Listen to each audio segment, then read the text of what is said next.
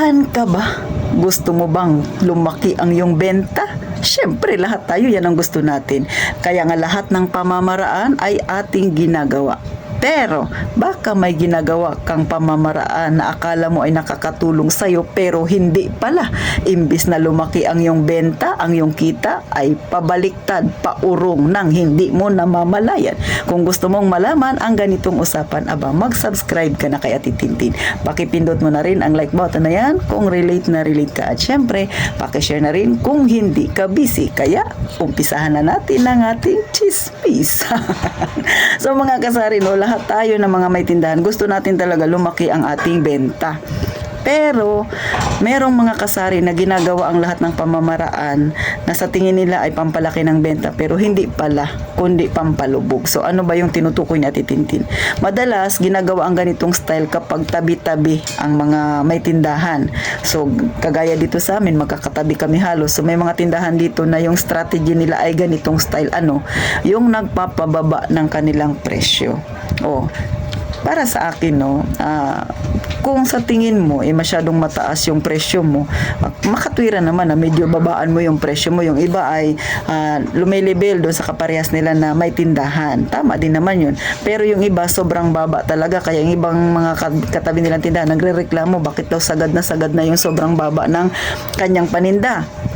Alam niyo mga kasari, yung ganyang style ay hindi siya worth it. Bakit? Kung yung gusto niyo lang na dumami ang inyong customer, kaya kayo nagpapababa ng benta, ay pag-isipan ninyong maigi muna kung tama ba ang inyong pasya. Kasi oo nga, dadami ang customer mo. Kasi nga, syempre, kung ikaw yung pinakamababa dyan sa hilera ninyo, pero sa tingin mo ba, kikita ka? Kasi sa mahal ng bilihin ngayon, pataas ng pataas, yung piso ngayon or 2 piso ay hindi na worth it.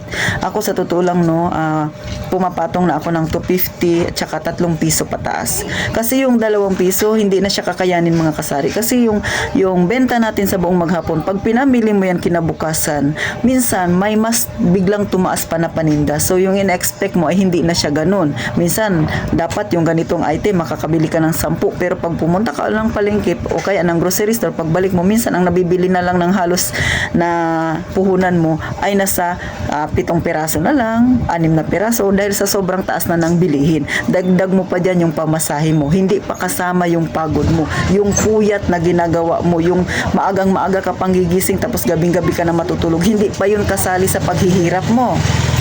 So, kung yung strategy mo ay nagpapababa ka ng presyo, talagang halos sinasagad mo na, ay hindi siya magandang pamamaraan mga kasari. Ito ay para sa akin na kagaya dito sa amin mga kasari, tabi-tabi rin kami. So tumaas yung kuryente namin. So si Ate Tintin, nagbebenta ako ng yelo, 5 piso na yung aking benta. Katwiran ko, tumaas yung presyo ng tubig namin, tumaas yung kuryente, tumaas yung plastic, yung pagod mo pa.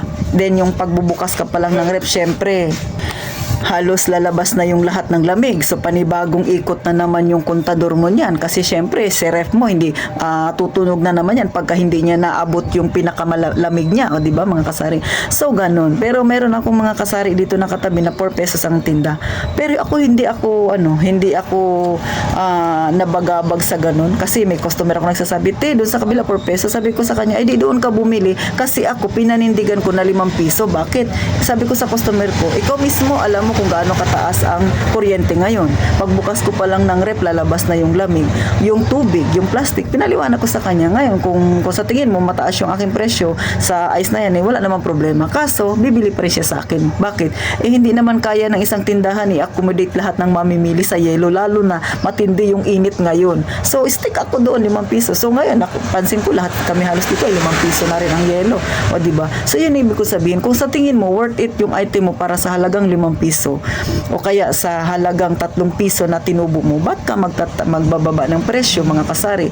Kasi ang nangyayari lang yan, pabor yan sa mga customer, pero sa mga tindera, sa mga may-ari ng tindahan, hindi yan pabor. Kasi nga, yung pagod mo ay hindi kayang suklian kung tutubo ka ng piso. O eto pa, tutubo ka ng piso, tapos yung customer mo bibili sa'yo, minsan kulang piso, kulang 2. Madalas sasabihin sa'yo, ibabalik ko lang. Pero hindi naman nangyayari yun, o diba? So, anong mangyayari doon? So, ikot-ikot lang yung iyong benta pero hindi ka kumikita. Kasi pagpunta mo ng palengke, minsan yung benta mo hindi nasasapat doon sa produktong bibilhin mo. Bakit? Tumaas na siya. Tapos tutubo ka lang ng piso, tutubo ka ng 2 piso. Oh, hindi galit si Ate Tintin ha.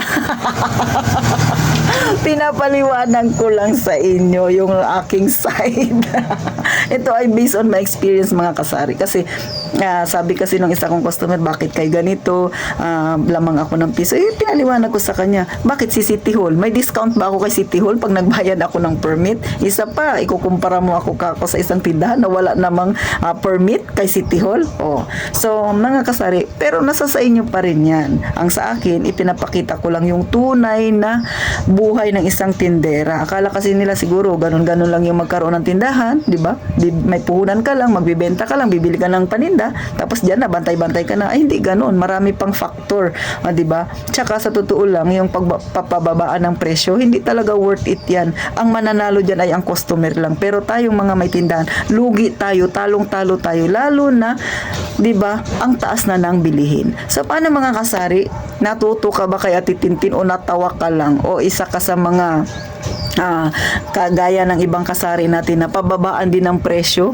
kumikita na lang ng 50 centavos, ay nasa sayo yan. Kung sa tingin mo naman, kaya mong anuhin yung 50 centavos para lumaki yung tindahan mo, piso, nasa sayo yan mga kasari. Sa akin, sinishare ko lang sa inyo yung aking experience at saka pinapakita ko lang sa inyo yung pwedeng mangyari kapag yan lang yung kikitain mo. Pero, syempre, ikaw na may tindahan, ikaw pa rin ang masusunod. So, hanggang dito na lang, sana napangiti kayo ni Ate Tintin at na-real talk ko kayo sa tunay na buhay ng isang tindera. Paano mga kasari? Gaya nga ng palagi kong sinasabi, mag-iingat tayong palagi mga kasari.